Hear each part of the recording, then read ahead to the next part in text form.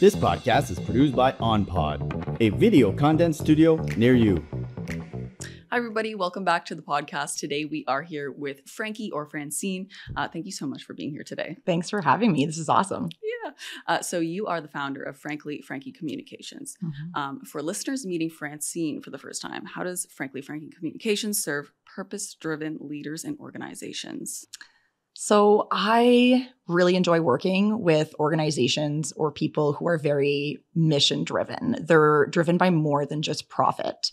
They really want to make a positive impact on people. And so I help them articulate their why and understanding that, they don't want to be performative. It really needs to be tied to their values.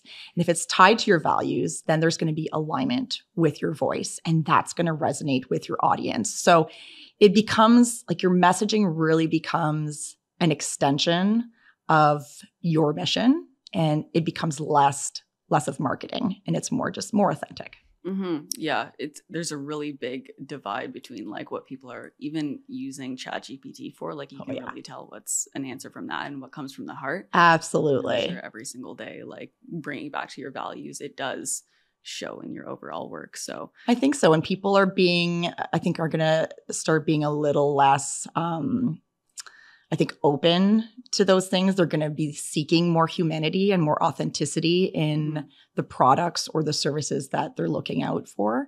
And so I think it's really important to always remember your audience and remain really tied to your values and what you have to give and help. Yeah, it's like a beacon of light. When you see that human, 100%. You're like, okay, I'm going with you. 100%, because there's less and less of that now. Yeah. But we'll figure it out. We'll figure it out. We'll find our way out of this. Yeah. So for any other communicators or people in communications, what's one messaging mistake you see most often, and what's a quick fix for it if there is one?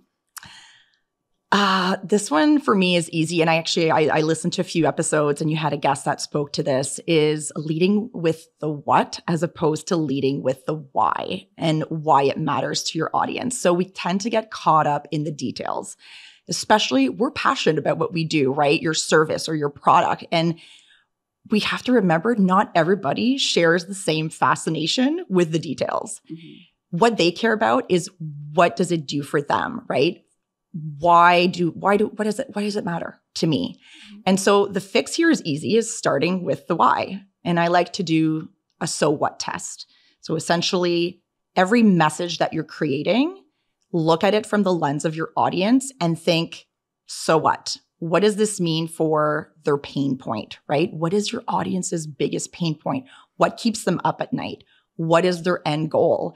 And so if you lead with impact, then you will resonate with your audience. But if you're always leading with the what, right? The insider language, the statistics, the internal jargon, it's just not going to land.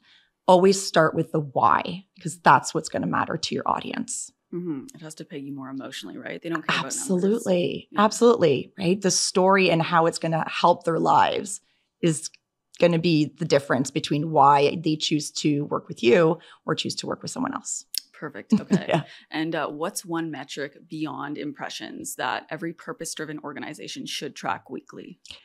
This one is so easy, but we always get caught up in the immediate gratification, right? Is quality engagement versus quantity of engagement. I love to give the example. My daughter is 7. She does not have access to social media. Of course she doesn't. But she sees me, right? She sees me and her dad on our phones. And the amount of times she has asked me, like, Mommy, how many likes did that photo get? And I think, oh gosh, like that instant gratification of likes. She's 7 years old and she already recognizes that. But that's not meaningful, right? What we're looking for in quality engagement is meaningful interactions, right? So we're thinking emails, speaking engagement invitations, partnerships, social media conversations on LinkedIn, right? When you pour your heart out into a piece of thought leadership, and the likes are great, of course, right? The algorithm likes those, but you're looking for those really insightful comments from people that are really buying what you're saying and want to engage in curiosity. And so with this, to me, it leads to kind of that big difference between connecting over networking. And there's a big difference there, right? Networking is very transactional. It's very, what's in it for me? What business opportunity is going to come from this? We connect with people on LinkedIn all the time, but we really never invest in more than that until we need the person, right? Where connecting is very relational. It's about, it ties into your values. It ties into respect for each other, curiosity. It's very energizing, right? It's all about the human aspect. And at the end of the day, this leads to alignment in business opportunities, because when I think of, an opportunity, I'll think, oh my gosh, Kristen would be great for this, right? Because I remember that great conversation we had, over coffee. There's a bit more of an investment in connection over networking. And I think it ties back to your question of engagement is great, but it's not the quantity. It's really about the quality of the engagement. And that will have a much bigger return on investment at the end of the day. Yeah. And at first that sounds counterintuitive to me, because a lot of the time people say that psychologically, the more times you put yourself in front of someone, the more that you grow on them. And sometimes that's not always the case. If if you don't align with it, it gets freaking annoying. That's it, right? Yeah. But yeah. And then, no, you're right. Even with these conversations, like you get a lot more out of it than just a generic post, like we said before, pumped through LinkedIn. Yeah. Sure, or sorry, ChatGPT. Sure, it can help you. There's a place for them for sure. And plus sometimes you need to get a little bit more refined on your communication or whatever you need. But it's so nice to get deep into it, and birds of a feather flock together. Exactly. And I think there's a place for both, of course. I think networking is very important, going to these networking events and connecting with people on LinkedIn or on Instagram, whatever platform that you choose. But at the end of the day, I think it's those, deep investments that you make in people. And of course, you can't do that with every person you meet, but it's understanding who really resonates with you, and how you can also be in service to them. It's less transactional. It's really about how can I help them and how can they help me? It's really a two-way street. I look at it when I launched Frankly Frankie, people ask me, like, how will you get your first clients? And honestly, most of my first clients came from relationships that I had developed over the years in my other professions or in my other places of employment, because I kept those relationships. They mattered. And so I didn't fear that I wouldn't have clients, because I knew the value I could bring to people and the value that so many of these people have brought into my life at certain parts of my life. So, and it's nice too, because it ties back to the what. It really does. Like they know your true underlying. Yes. They've seen you over time. The credibility, the trust, right? And so that's already established, where in networking, that really takes a long time to build. Yeah. And networking can turn into connecting. But I think they both serve a purpose, but I think for the long game, that connection is so much more important. For sure. You need that timely. Oh, totally. Yeah. Okay. What's one daily habit that keeps writing clear and empathetic, even under pressure? So under pressure, that happens a lot in comms, especially, right? In crisis communications. So our tendency as humans, right, is that fight or flight. In crisis, we want to write fast and we want to fix things. And I'm notorious for this, at least in my personal life. My husband forgets to do something and it's right away the angry text, and it doesn't serve a purpose, right? Your tone hardens. And when your tone hardens, I think you lose clarity in your message and your empathy really thins out. And so my trick, and I'm practicing this very much still, is to read everything out loud before you send it. Not reading it over, reading it out loud, because our ears catch a lot of things that our eyes cannot. And so pause, read out loud, and think of your recipient, right? What does Kristen need to know? How is Kristen maybe feeling today? What's on Kristen's plate? And it's really a mental exercise, but by doing this and really humanizing the message and the person, the recipient on the other end, and reading that out loud and hearing how it sounds really allows you to, I think, pause. And also it's really about like your empathy is naturally going to come out that way. Even if you're not naturally or consider yourself a naturally empathetic person, I think by doing this and taking the time, the empathy that you do have will come out. Right. That makes a lot of sense. I'm thinking about how I have to do that when I like have road rage or something like that. You know, when you yell at the driver in front of you. But that feels good up, though. It does. But at the same time, you're like, oh, did I really need to do that? Like after you yell. I know. Although sometimes it really, you know what? Choose your moments. Yeah. Choose your own adventure. I'm all about, you know, where it really matters, then take the time to read. And it's like it's a mental muscle, right? You have to really, I'm a very impulsive person. I get caught up in emotion very easily. And so for me, this is a hard one, but one that I've definitely seen an improvement on. And I can see the growth in myself and in my relationships too. So not easy to do, but at least in the professional realm, you know, definitely just pausing and thinking of the recipient on the other end. Just by doing that, I think will allow you to relook at the messaging and make sure that it's going to land in a way that you want it to land. Yeah, for sure. I mean, and I agree with you too. Like emotion is an art. Like we derive art from emotion, and good communication probably stems from emotion, but there is that place to refine and kind of go exactly. over it. Maybe use ChatGPT for that. I don't know. Sometimes that's okay too. Yeah, sometimes you can. It's fine. Yeah. Yeah. So let's go back to your strategy and story. Yeah. What's the difference between a human-centered approach and a jargon-centered approach? So human-centered approach is very much about leading again with the audience. It's leading with the why. It's leading with the values of the person, their experiences they've gone through, their needs. So it's really human-centered is the human at the center of it, right? Yeah. It's as simple as that. They're at the center of all your messaging is always going back to your end user, the audience, and less about internally and you and your brand and your product. And again, it goes back to we are passionate about what we offer, what we have to offer. But in this case, you really have to take a step back. And I like to think of it as talking with people, not at people, right? So in jargon, I think you called it a human-centered approach and a jargon-centered approach, is very much about seeing how you see yourself rather than how people are experiencing you. Okay. Right? So it's very much insider language, right? Jargon, since it's jargon-centered approach, very, very insider heavy. And although it might sound really professional and refined, it may not land.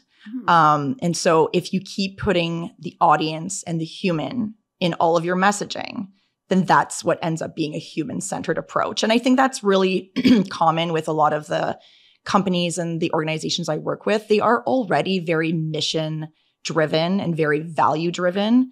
So a lot of this they're doing right already. But it's not an easy fix because, again, we have a way of wanting to present ourselves.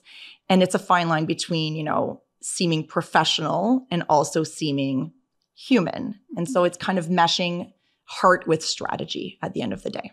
Yeah, makes sense. And even still, like an organization has their own slang. They have their own kind of values and organizational culture, if you will. Yeah. So they want to use that and perpetuate it. And then you do have to remember that these people are not part of your organization. You have to work with them and just kind of slice it off and make sure everything is in words everybody can understand. Exactly. Yeah. Okay, good. Yeah. So when partnering with a mission-driven client, you mentioned you work for like nonprofits and a lot of pediatricians. Things that actually mattered. Yeah. How is the authentic voice uncovered and translated into content that moves people and can actually help people act? So what I like to say is when I meet a client, I ask them, tell me about a time when a client thanked you for your service, your product, and what changed for them? Like, what did they tell you changed for them? Because that allows you to really understand the impact that your service or your product is making, right? And that will help you in your messaging. Also a fun one is asking the founder or the employees, or usually the founder, their origin story. Why, again, the why. Why suddenly did you feel this was needed? This was important? What kept you up at night that said, I need to do this? Because if you go back to the origin story again, you're going to bring out some of that passionate language. And so you want to listen to when they're being passionate, when they're talking, is usually the authentic voice will come out during those moments. And I like to think that an authentic voice usually lives in the gap between their formal mission statement and how they sound when they're at dinner with friends. And that usually in that gap is that nice soft spot. Like that's the language you want to use. Okay. Yeah. Because it's still very tied to your mission, right? It's still refined and a bit more formal, but there's also passion behind it.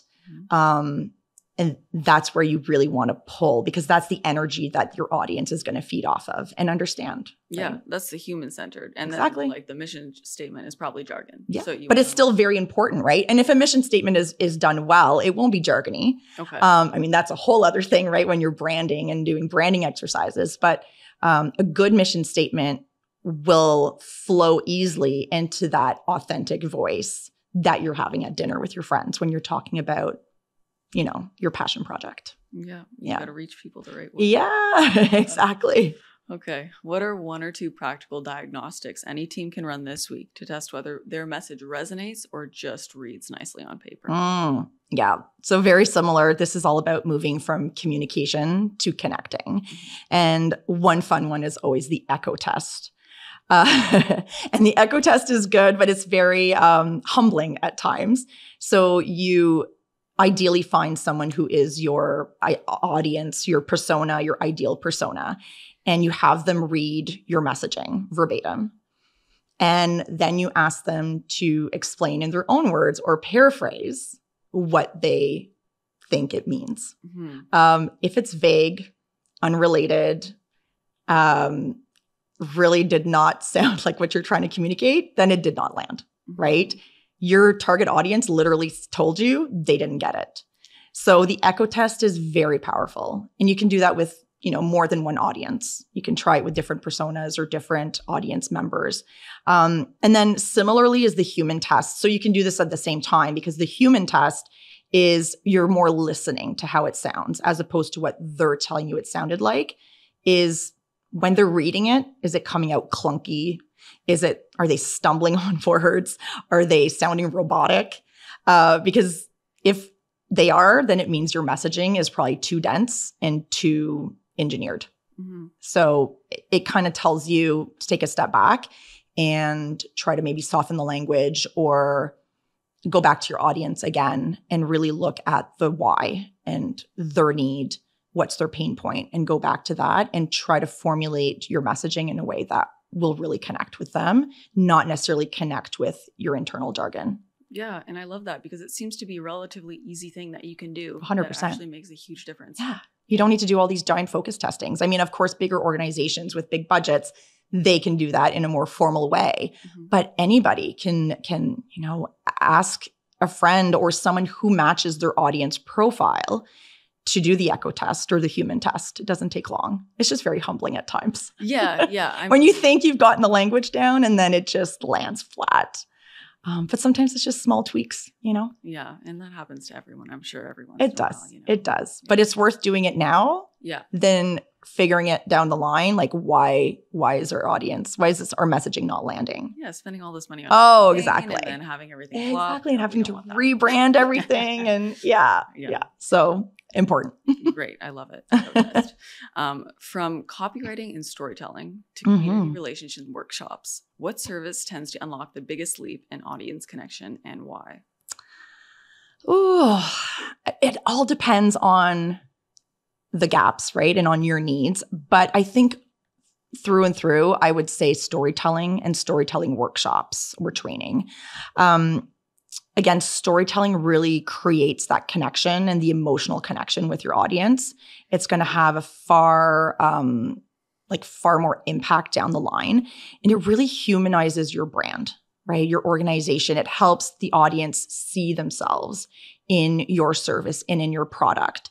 It brings them meaning. They're going to remember a story or an anecdote way more than a statistic or, some internal language, again, that really won't land with them. But these stories, they go a longer way. They stay with you, right? Because again, it humanizes you. Mm-hmm. And I think the workshops is great because if your whole team or the people relevant to the storytelling part or communications, if they learn to share stories in a relevant way, in a very thoughtful way, then all your other products, your web copy or your social media messaging or press releases, they'll all flow with that same lens of storytelling.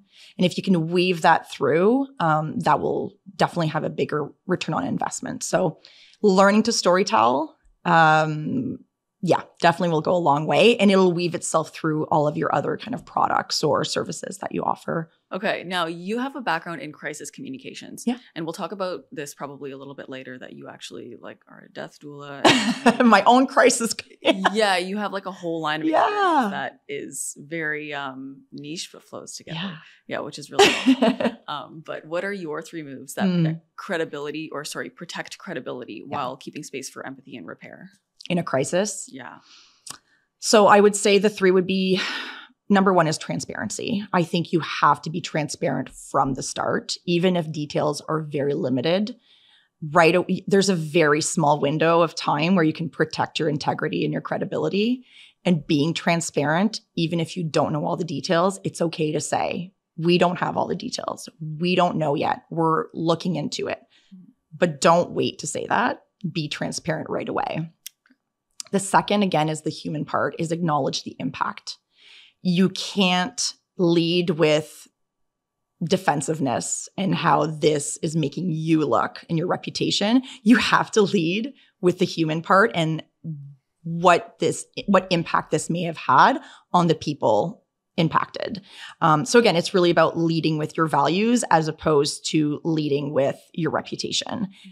This third would be visible repair. So action, right? Is all through this, you want to communicate. There's no such thing as over communicating in a crisis, because when things are vague, when things are not being communicated, this is where people are making assumptions. People are making their own stories. And then it trickles very quickly from there. It can go really downhill. So visible repair, repair in action, and being very visible with that about what you're doing and what the next steps are. And then the bonus for me that's really important in this kind of organization is you want to create space for dialogue and collaboration. And so talk to the people that were involved, partners, collaborate with, other organizations that may have input for you, who have lived this before. Your audience, the people that are impacted by this. So open the dialogue, make it, a very safe space for everybody to collaborate. And that really ties into humility and like a business, again, ties into your values, your mission, and the human-centered part of it. We all make mistakes, right? Sometimes there are things we can control, sometimes we can't. If you can be transparent, take ownership, accountability, right? And then act on it with an open platform, communication throughout, you will get out on the other side for sure. Fair enough. Yeah. I feel like action is a huge thing too. You can't just apologize and say sorry for the sake of saying sorry. And that happens in one-on-one situations as well. So it does kind of trickle into. And the action has to be very public, right? People have to see how it's going, see the development. Of course, within reason, there's certain things that are, not available to the public lens. But for the most part, if you're communicating and you're showing the willingness to act, that will go a long way in repairing any kind of crisis mode, any damage that was done. No, that's good. And that's very helpful because, you never know when something bad is going to happen. And like you said, mistakes happen. So it's really good to have those, you have to have an emergency or a contingency. Oh, 100%. That is another one, is especially with organizations. I do a lot of crisis management before these things happen, right? It's like talking to my daughter. I don't talk to her during a crisis when she's having a meltdown. There's no place for learning when you're in the meltdown, right? Yeah. So we had these conversations beforehand. Like, I wonder what we could do when this happens, right? Prepare. Yeah. Preparation is key for sure. Stay proactive, everybody. Proactive. All about proactiveness. Yeah. Now, I want to get into your story. So you shed light on issues such as mental health and burnout caused by a profound personal pivot. Can you share a bit about this, and what was the moment that turned your reflection into a decision to come out on another angle? Thank you for asking. It's a very, it's been a journey. And I think a lot of this I think it's a culmination of many realizations over the years. I think lived experience at the end of the day, which is, a combo of past traumas, trial and error, repeated, toxic decisions, wisdom. And at the end of the day, it's tapping into your intuition. I think we all have intuition. Intuition is like a muscle. And the more you use it and trust it, the stronger it will get. And the more you will really tap into it. Intuition really moves you beyond anything beyond logic and experience, right? There's not really information that can back it up.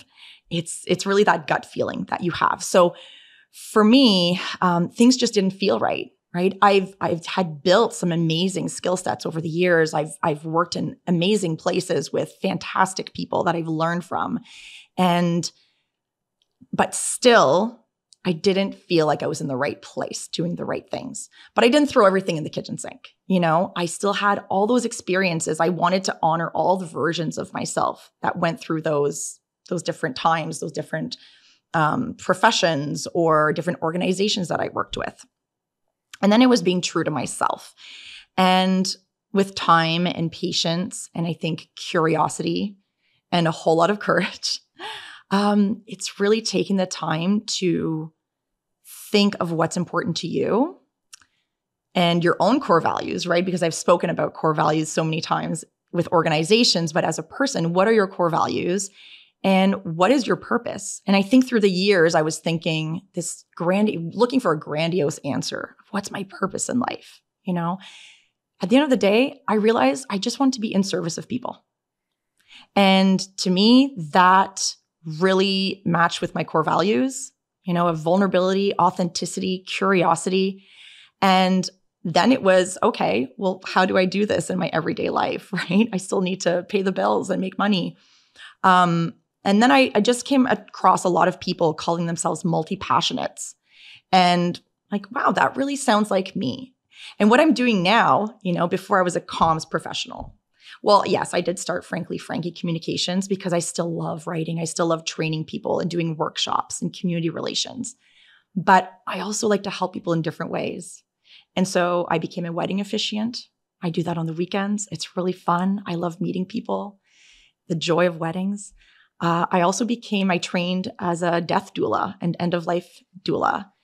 And I think, we spoke beforehand and you saw it. You said, wow, there's like a common theme across all these. Is the communication is always there throughout. The empathy part is there throughout all the things that I'm doing now. And so what I'm doing now may not make sense to everyone, but it makes sense to me. And I'm joyful. I'm enjoying the work I'm doing. I'm taking on clients that I really see myself working with, that, our values align. So it makes the work so much easier and more enjoyable. And I really feel like I have something to offer. And then the other stuff is just fulfilling to me, right? Honoring all the different versions of myself throughout the years that didn't listen to the intuition. And finally I did. It took a long time. It took 40 some years to get there. But now I'm showing my daughter that you can reinvent yourself. You can change course. And there's never a timeline for those things. And so I pour that into everything I'm doing now. And I encourage others to do that as well, if they can, to do the inner work and really find things that fuel you and that you feel like you can really be of service to others. Yeah, like you were there to translate extremely emotional times in people's lives. Yeah. I think because you worked in, what is it called? Pediatrics and... sorry, I was going to say crisis. Yeah, a lot of crisis communications. Yeah. So these are like highly emotional states that people can be in that are extremely hard to translate if you are in that fight or flight or freeze mode. So it's very neat to be able to see that across different industries and know that it all comes back to the same thing. I also had a question about your intuition and being of service to people. If you do love being in service of people, how do you know what you're doing is not just to help that other person? How do you know it comes back to fulfilling yourself as well? Oh, that's such a good question. And I have a lot of people, especially when I talk about the death doula stuff, does that not drain you? How like do you protect yourself and care for your own, your own self? Yeah. When it comes to the intuition, I think it feels natural. It doesn't weigh me down. And so thank goodness we're all not cut the same way, right? Because nobody would want to be a death doula, for example. Nobody would want to be doing this thing or that thing. We all have different skill sets and we all have a certain threshold. And different things fuel us. Different things fill our cups. And so for me, I am in service of people, but in Frankly Frankie, for example, I get to see the end result of my work, right? I see where I genuinely helped an organization move their messaging and reach their target audience. When it comes to the wedding officiant stuff, I mean, that's just joyful. It's so much joy, right? I leave with a smile on my face, knowing that I had a role in like a very important moment in people's lives. And that joy is enough for me. And the end of life doulaing, that one is a bit trickier. I am in service, and I think it just comes down to a calling. I don't know, it fuels me in a way I can't explain. I do have to take care of myself after and make sure that, I refill my tank because it does take a lot out of you as a human to see another human or other humans suffer, right? Or go through a very difficult time in their lives. So I can't explain that one, but it's more than me just being in service of them. I am getting something out of it. I just don't know how to explain it in words. And even as a communicator, I can't. No, it's true because I do feel like death is something that every human does have to think about immensely. And as a communicator, you have to actually understand too. Like you have to take in all these pieces of information from so many people that are experiencing life in different ways and go through life in different ways and life in different ways. So anyway, I'm sure. It does bring up something when you talk about the communication part because at the end of the day, we're all heading that way, right? No, it's true. And yet we live in a society that's very adverse to speaking about it. And so one thing that I do plan to do, and I've been talking to people in my connection, my network, about ideas that we have. There's a lot of organizations out there working on amplifying, like opening platforms to talk safely about death, to normalize talking about death. And so that within reason, because we can't control everything, is that most people can experience a good death. And what does a good death look like? That's different for everyone. But we won't know unless we talk about it. Yeah. And so as a communicator, I'm hoping to help open those opportunities for people to talk safely about death and normalize that language. Yeah, that's extremely important for sure. Yeah. That's something that I've never thought about on a daily basis. Yeah. It's not just the death moment, right? It's the things leading up and what you value. Again, it ties into your values. What is important to you in those last months or years? It's not just that moment and the after. There's a lot of in between where a lot of meaning and thought can be put into it if we're not scared to talk about it. For sure. Yeah. I'm very excited for that to become more normal. Yeah, same. Amazing. Yeah. Now, I think almost last question. Yeah. Where can people connect, explore workshops or speaking and start a discovery conversation with Frankly Frankie Communications? franklyfrankie.ca is the best place. So my website, franklyfrankie.ca, and LinkedIn. I'm on LinkedIn. It's probably the best way to reach me from like a network kind of relationship point of view. And I offer discovery conversations on different types of workshops and training. I facilitate a lot of sessions for other organizations as well, and content strategy, content writing, storytelling, and then the community relations piece as well. Okay, amazing. Yeah. And maybe one last thing. Absolutely. One person that has changed your life perspective or direction. One person. I would say is my daughter. I think my daughter taught me that I have to prioritize myself, which is strange to say because she's my priority. But because she needs to be my priority, I need to put my oxygen mask on first. And that is why I made these shifts in my career and made a life for myself that is more accommodating for our family, our values, and my joy. Mm-hmm. You need a stable raft for people to float absolutely. on. You can't have holes in it or everyone's going I need to model. I need to model what I want for her. So that's true too. Yeah. Well, thank you so much for the conversation. Thanks for today. having me, this Kristen. Was really deep and it was really informative, and I love the topics that we got into. Thanks. So. Thanks for having me, Kristen. Of course.